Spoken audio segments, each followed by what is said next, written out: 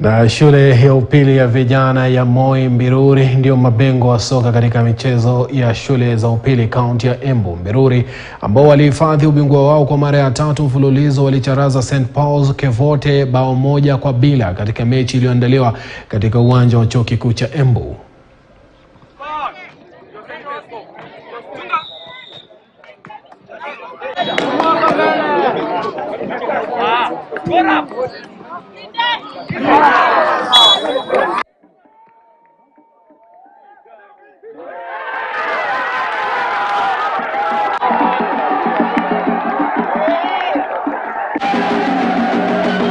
Tukiangalia hii mwaka games ilikuwa ngumu sana.